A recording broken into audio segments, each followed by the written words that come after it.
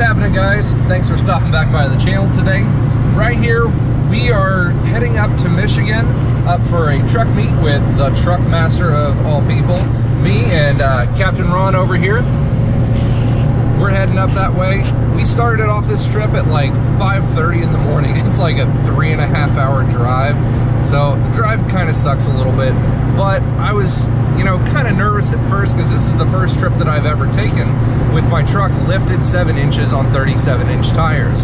So that was one of the things that I kind of want to start off with today and see what other people's opinions today at the car and truck show that I'm going to come to. And I want to see what they think about their lifts and about their lift kits and all.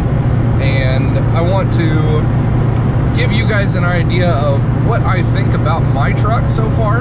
I guess one of the biggest misconceptions about lift kits is that, oh, you're gonna have a terrible ride. That thing's gonna ride like a big old wagon wheel going down the road.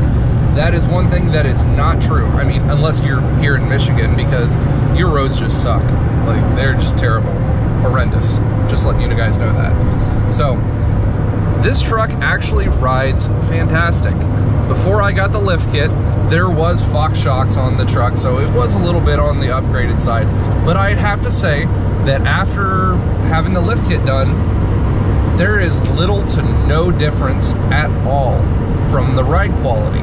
It still has a decent ride to it. I had a 2004 Dodge before I had this one, and that thing rode like a hard log wagon. That was horrendous. But this thing, it actually still rides pretty nice. The only slight difference that I do notice is I'm making a little bit more corrections in the steering. You can have a look at this. Just going down the highway, doing about 75 miles an hour, you know, a little bit of corrections, but it's really not that bad at all. So I don't get what people say. If you get a good lift kit, it's not gonna be this bad. It really is. It's gonna be nice if you get the right stuff, the right shocks, and you get an alignment done, not one of those, oh, I measured it. No, don't do that crap.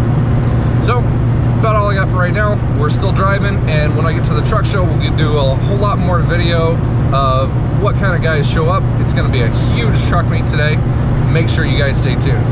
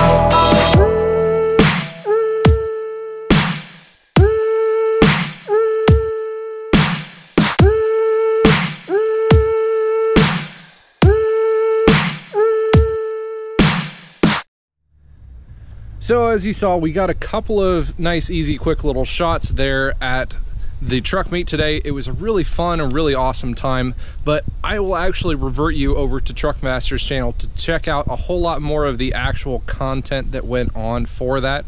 it was a really fun time, and I kind of took more of a backward stance. I just kind of sat back, relaxed, enjoyed the fellowship of the different guys that were there, got to talk with a whole bunch of them. I'm not really that well versed when it comes to these big truck meets, these big truck shows. It's something where I'm just kind of getting in on the game, and I want to learn and I want to experience from what everybody else is doing as well. So I'm back here at Casa de Truckmaster, right here with his badass LBZ, and we're going to be, you know, just kind of shooting the shit here, just enjoying what the good old guys back in the heyday of hot rods did, just kind of sitting around shooting the shit, enjoying each other's company.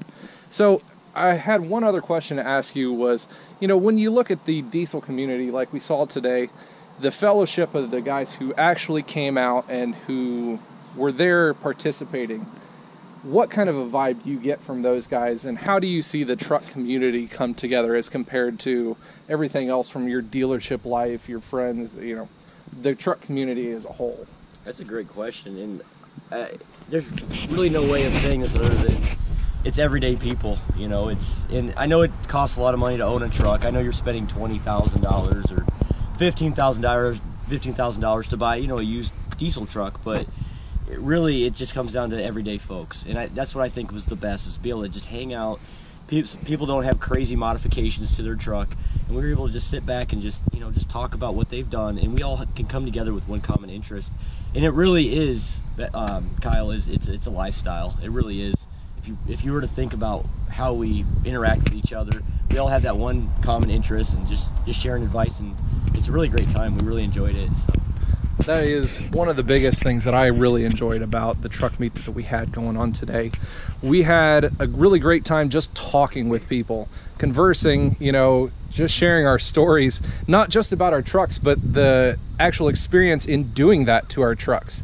When we spend that 4 hours at like 3 o'clock at night putting this thing together because we can't figure it out, we might be a couple of beers in, but you know, it was a good old time in doing it. So sharing those stories and experiences along with the finished product of it.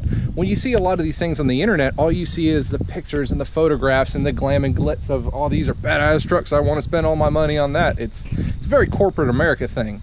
But when you get back to these truck meets and actually talking with guys, then it comes down to the lifestyle, the fellowship, the talking with everyone. What money they have to spend, because there was that one gentleman that we met that traded in a car hoist for his 300,000 mile LLY 05 Duramax. So, I mean, 300,000 miles, and he didn't have much money to put into it, but he was there trying to get, you know, some inspiration from everybody else. He sees that, and he sees it as, this is a changing point in my life where I had this, and this is something that I want to move towards because it's a community thing. He was able to put his hard-earned, you know, things or money or whatever, like he was explaining, whatever price point you're set at is not where you have to be deemed at in the community. Just because you're set at making, you know, putting a couple $100 or $100 into your truck a month doesn't mean that you can't enjoy these car shows or these truck shows and be able to enjoy the experience with everyone else. That's what we're here to do, is to enjoy each other's company, enjoy our badass trucks, and enjoy life to the fullest. And what better way to do it with a freaking Duramax is what I'm saying. Yeah, like you said, the nowadays hot rodders sort of is. Yep, sitting around, shooting the shit with each other, enjoying a cold beverage at the end of the day, going through our stories, and maybe throwing in a little wrench time, getting a little dirty at the same time. It's what we, you know, built the country on, and built our roots of engine building, truck, car building, and that's the modern day car builders and the modern day society for motorsports in general. This is our version in truck form. So if you like what you saw today, guys, make sure you hit a thumbs up.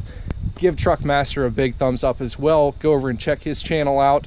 Don't forget to check out our stuff over on Instagram. We post there every day for a little bit of that glitz and glam. But in general, give yourselves a thumbs up for enjoying the content on our channels today. Thanks again, and you guys stay awesome.